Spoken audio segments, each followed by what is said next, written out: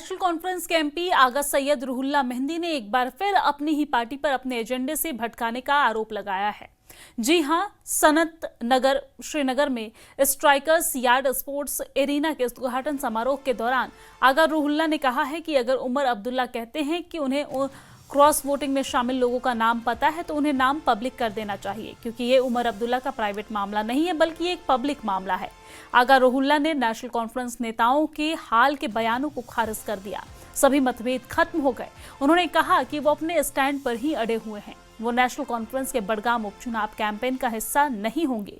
साथ ही कहा कि उन्होंने नेशनल कॉन्फ्रेंस को पहले ही ये बताने के लिए एक टाइम फ्रेम दे दिया है कि वो बडगाम में नेशनल कॉन्फ्रेंस उपचुनाव उम्मीदवार के लिए जनता से एजेंडे पर वोट नहीं मांगेंगे। और आपको जानकारी दे दें कि आगा ने आगे ये भी कहा है कि नेशनल कॉन्फ्रेंस सरकार ने अभी तक रिजर्वेशन के मुद्दे पर अपना फैसला साफ नहीं किया है, जो उनकी प्रायोरिटी की मांग थी। और आगा रुहुल्ला ने उमर अब्दुल्ला के इस बयान की भी आलोचना की है, जिसमें उन्होंने कहा कि वो किसी दबाव में नहीं आएंगे।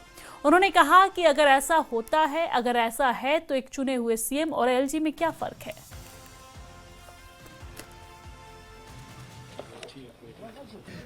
मैं इस इंफॉर्मेशन में बिल्कुल प्रेवी नहीं हूं कि किसने वोट डाला है, किसने क्रॉस वोटिंग की है।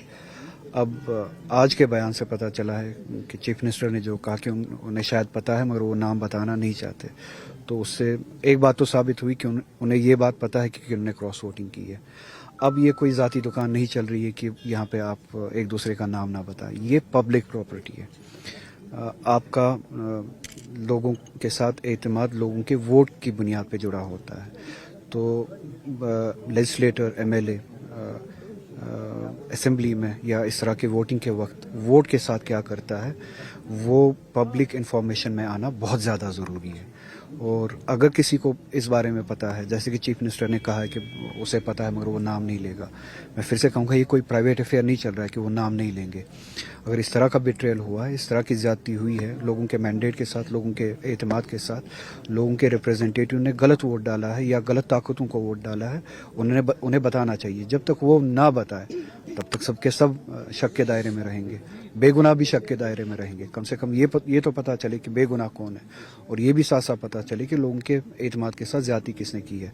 तो मुझे उम्मीद है कि वो इस बारे में बताएंगे और इसको कोई पार्टी अफेयर, प्राइवेट अफेयर नहीं बताएंगे। ये इंफॉर्मेशन पब्लिक प्रॉपर्टी है, लोगों को पता चलना चाहिए।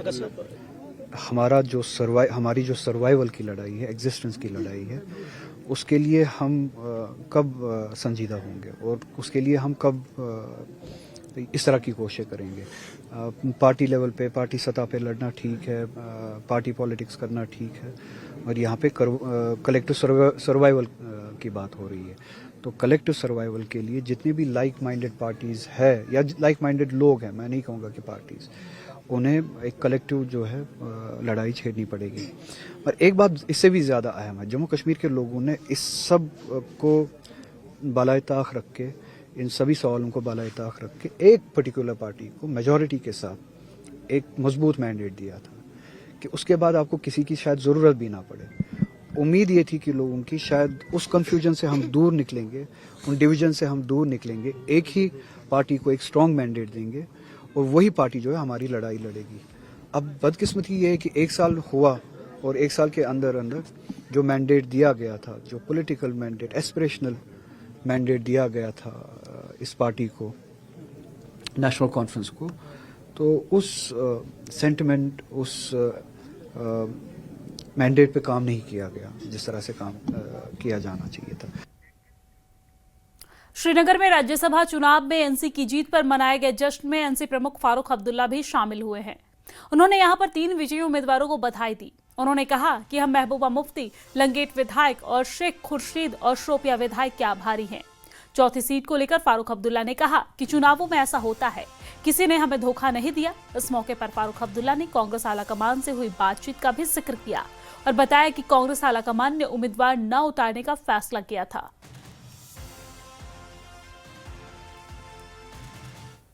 आपके सामने 3 हमारे एमपीज हैं राज्यसभा में, इनको अल्लाह ताला ने कामयाबी बख्शी और हमारी पार्टी के सारे एमएलए एकजुट रहे एक को भी नहीं ये तोड़ सकते थे। अखबार लिखता था इनमें जगजती नहीं है, ये है वो है, मगर आपने देख लिया हम लोग खड़े रहे, इकट्ठे रहे, और हम मशकूर हैं महबूबा जी की पार्टी के भी, कांग्रेस की पार्टी के, और उन लोगों के जो इंडिपेंडेंट कैंडिडेट्स हैं जिन्होंने हमारा साथ दिया, जिसमें हमारे लंगेट के एमएलए भी हैं, शुपैया के एमएलए भी हैं, और भी लोग होंगे जिन्होंने हमारा साथ दिया, जिसमें हमारे ये तीनों जीत के आए हैं। अफसोस ये है कि चौथा भी जीता था, उनने 21 वोट हमारे लिए, मगर वो जीत नहीं सके क्योंकि उसमें मेरे ख्याल से कुछ ने जो वादा किया था उसको पूरा नहीं कर सके। बडगाम उपचुनाव में प्रचार के दौरान नरबल में खान साहिब क्षेत्र से विधायक सैफुद्दीन भट्ट ने कहा है कि उन्होंने राज्यसभा चुनाव में नेशनल कॉन्फ्रेंस के उम्मीदवार को वोट दिया था और चुनाव पर्यवेक्षक को इसे दिखाया भी था। उन्होंने नेशनल कॉन्फ्रेंस के उम्मीदवार को वोट दिया है। आने वाले समय में क्रॉस वोटिंग करने वालों की पहचान जरूर की जाएगी। हमारे कुछ लोग अभी आज ही उमर साहब ने प्रेस कॉन्फ्रेंस दी। कल पार्टी के ऑब्जर्वर जो थे इलेक्शन इंचार्ज शौकत मीर साहब, उन्होंने भी कहा जिनको हम सब वोट दिखा रहे थे, चाहे सीएम था, डिप्टी सीएम था, एमएलए था, मिनिस्टर था, सब हमने जब वोट डाले, मैंने भी 3 वोट जब डाले उनको दिखाया, तो उन्होंने इकरार कर दिया कि हमारे नेशनल कॉन्फ्रेंस के 41 के 41 हमें आ गए, तभी तो हमने 3 सीटें जीती। अब जो बीजेपी का कैंडिडेट था चौथा, तो उसमें कोई कुछ किन लोगों ने गड़बड़ की, वो हमारे party vice chairman chief minister ने वाजह कर दिया कि कौन है, उनको पता है कौन लोग हैं वो।